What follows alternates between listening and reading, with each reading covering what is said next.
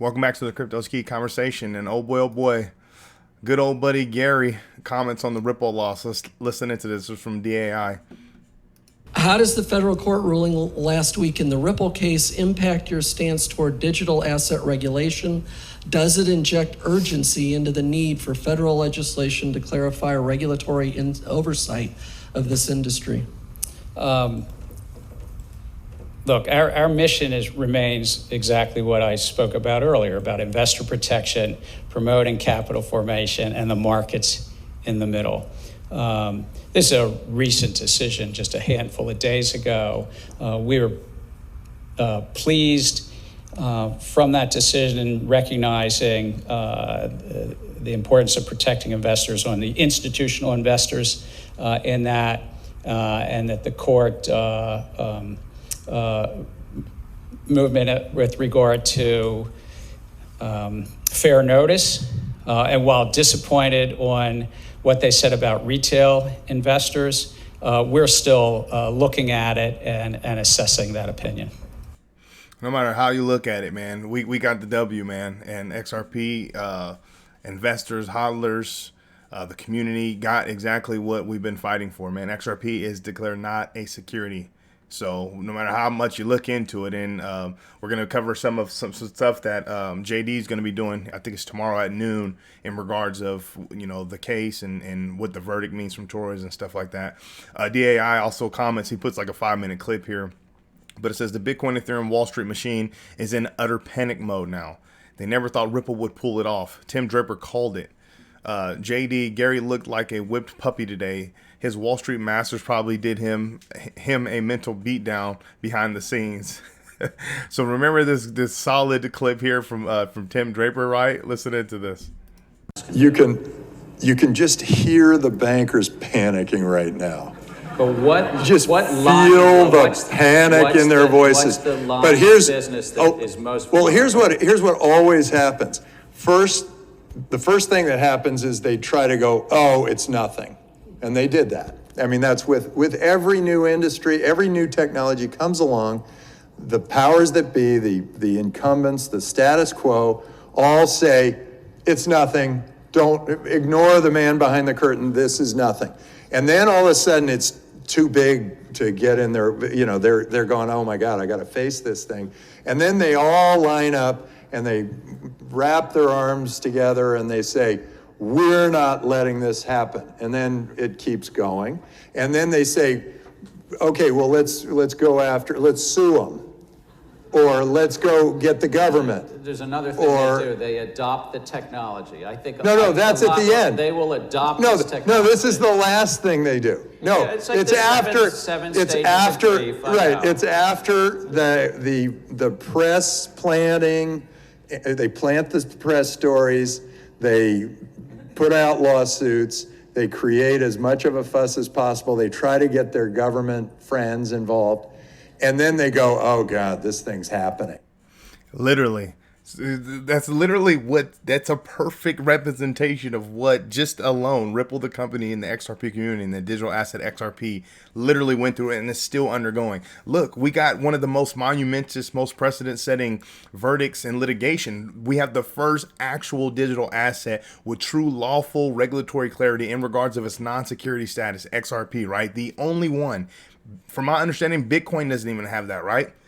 So it's like, how can we have such a solid and profound, moment and victory, but we're still dealing with, we're not happy about, how the judge ruled on this, and we're further assessing. And then you have the Bitcoin maxis and, others that are trying to continue to throw shade at XRP community and the company Ripple, and, it's a crap coin, and, it's going to get appealed, and this is definitely going to be likely to be overturned. Like, it's still continuing. And just like we covered in our video yesterday, BC Backer hit on the head, is like, this is the same old song that they sing. We've been experiencing this my entire existence in the crypto space since late 2017 in some form or fashion. So it's quite interesting. But Tim Draper hit it on the head, man. It's crazy. And it's crazy that our chairman, Gary Gensler, who's supposed to be out there to protect us, and this is how he is. It's evident that he's not there for the everyday investor and to protect capital formation and protect markets. It's not.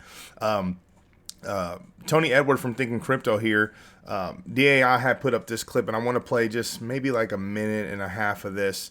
But DAI says it's much more docile Gary Gensler on crypto, so I want to play it before I say what Tony says. There you go, Jennifer. You didn't think I was going to let you off the hook, Chair Gensler, did you? All right, so last week we got a major ruling from the Southern District of New York on Ripple. How does this ruling change your approach, if at all, your abilities when it comes to regulating crypto and specifically crypto exchanges? Look, our approach has been the same. It's about protecting investors, facilitating those who want to raise money, and the markets in the middle. And that's true whether it's in other parts of the securities markets or the parts of the crypto markets that are securities. And in terms of the decision, we're still taking a look at it. We're pleased with how the court's addressed itself to that a token for institutional investors is a security, how they address themselves to fair notice, disappointed in other aspect about retail investors, but we're still taking a look at that and considering it. Coinbase is already relisting Ripple. A lot of these crypto exchanges. Okay, really listen into what she's going to dive into here, okay? And he's going to have his same beat around the bush response that he normally has, right? But watch him kind of go into some of that ongoing litigation that he says he can't speak about. Listen to this. Feel like this was a real win for them, that the tokens that they list on their exchanges are not securities based on this ruling. So what do you say to them?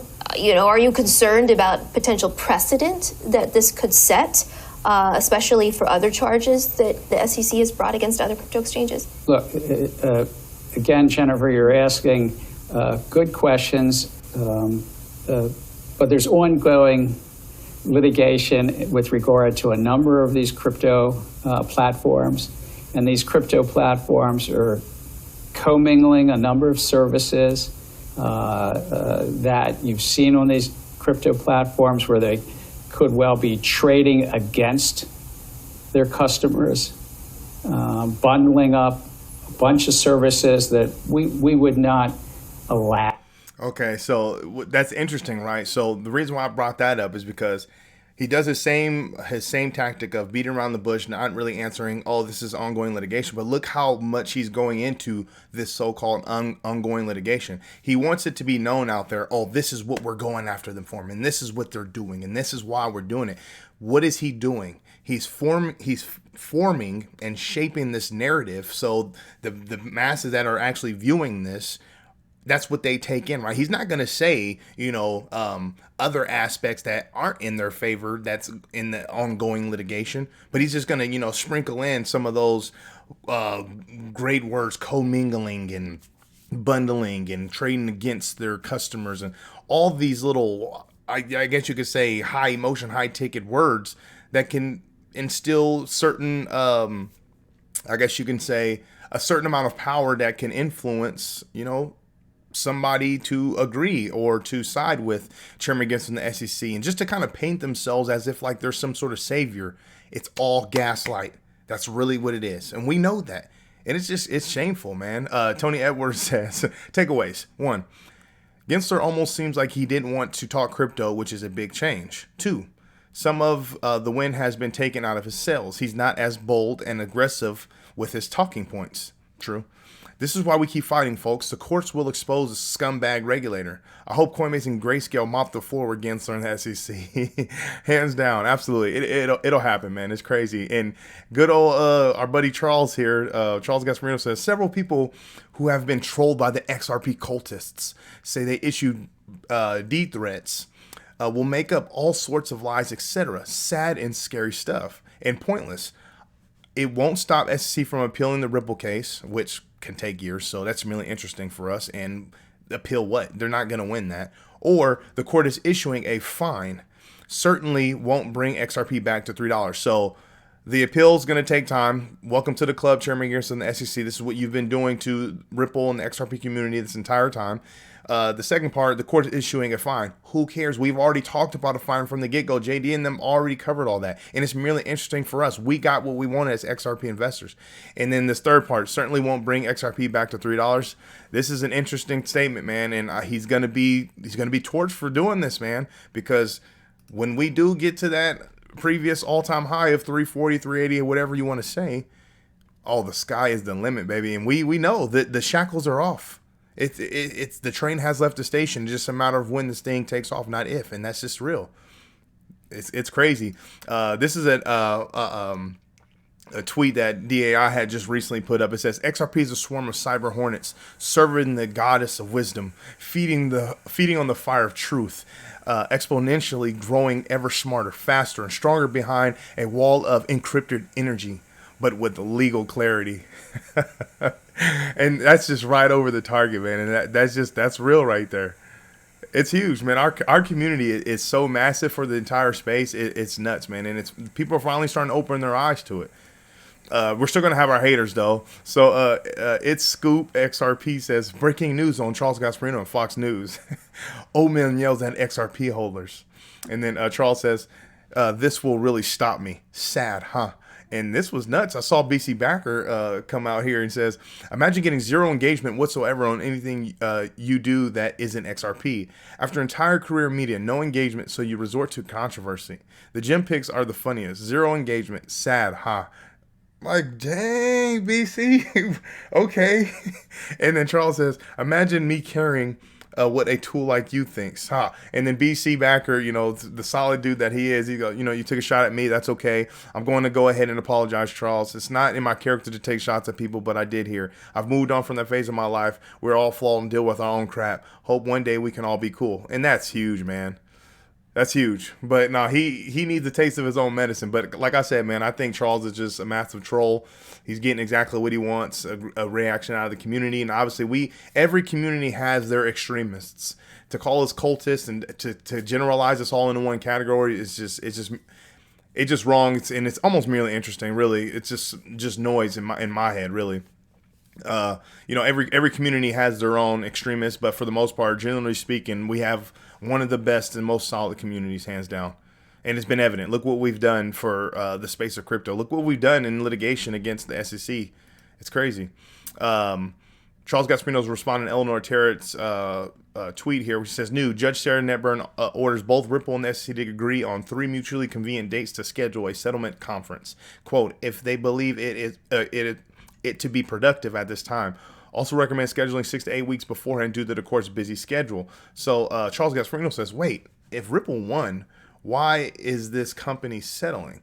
So I'm just going to say, ignore the noise, man. Obviously, he's continuing on his little path of trolling, and maybe it's a solid and genuine question from him. Who knows? But there's been so much talk that's been happening. He's spoken to JD himself. He should know this stuff. But I'm just going to say this. Make sure that you tune in to the War on Crypto, the XRP ruling, the facts with Lewis Cohen. So this is JD's on crypto law, and they're going to go at it's 12 p.m. my time tomorrow. So it says, a lot of talk about Judge Torres' reasoning in an XRP decision. Some say her results are inconsistent with the entire premise of policy behind U.S. securities laws. A few well-known and respected lawyers, I respect them as well, have predicted that Judge Torres will be overturned by the Second Circuit. I will meet that claim head on. Crypto Law US will address all of these issues, and I'm bringing a lawyer who knows Howie in the appellate case law, following Howie better than anyone. In addition to the case law, there's no one better to discuss policy implication, considering Lewis has consulted with lawmakers drafting legislation involving digital assets. Tune in. So this is going to be huge, man. I definitely recommend you tune in, and obviously I'm going to cover it and cover some of those segments as well. But here goes some more gaslighting from Chairman Gensler, and this is from that same Yahoo interview that we had just showed earlier on. But just listening to what Chairman Gensler says here, and then we'll cover what Cowboy Crypto says here. Satoshi Nakamoto writes an 8-page paper, and it was at the core of that paper was this concept of moving value on the internet without a central intermediary. a central bank or a commercial bank, but moving value on the internet. Whomever Satoshi was. This field is actually quite centralized. Around each of the tokens, there tends to be a group of entrepreneurs, and you can find a website and you can look, and there's maybe a Twitter account.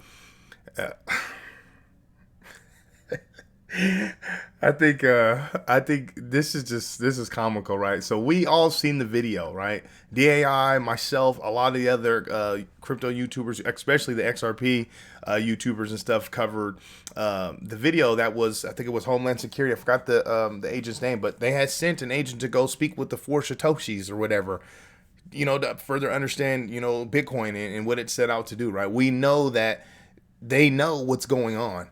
So Cowboy Crypto says Satoshi Nakamoto writes an 8-page paper. At the core of that paper was his concept of moving value on the internet without a central intermediary, whomever Satoshi was, right? The whole she thing is like, really, bro? He says, UR Security says, just a deliberate distraction language to avoid the fact that Satoshi comes from 3-letter U.S. government agency and it's far more centralized than the fanciful storytelling they propose. 100. It's literally just more gaslighting. It's crazy. We're not idiots. We know. So shout out JD, man, right here. This is huge. So it says, we're almost at 2,900 Coinbase customers who have joined to serve a potential Amici.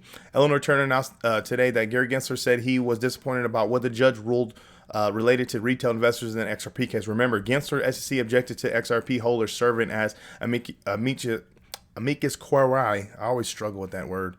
If you don't want Gensler and the SEC lawyers speaking on your behalf, consider joining. Literally. I got my name in the hat as well, for sure. I recommend you do. Look what happened in the SEC versus Ripple case and our involvement in XRP not being declared not a security. It's massive, so do it. And then 4 hours later, he says, was it 4 hours later? It was some time later, says, and just like that, we are at 3135, so 3,135. So they were just at 2,900. So that's huge. People are tired of the SEC's type of protection, the gaslighting approach. Literally what this whole video's been about, man. It's crazy. Yeah, it's shameful. Coming over here, we're currently sitting at a $1.25 trillion market cap. Bitcoin sitting at 30,163. Ethereum sitting at 1913. XRP sitting at just slightly under 74 cents, which is better to see it than in the 40s, right? We're currently sitting at agreed at 56. That's what I have for you. Make sure you come to the Crypto's Key Conversation YouTube channel. Subscribe. Follow us on Twitter at Crypto's Key 1. Really appreciate your support out there. With all that being said, stay strong out there and be safe.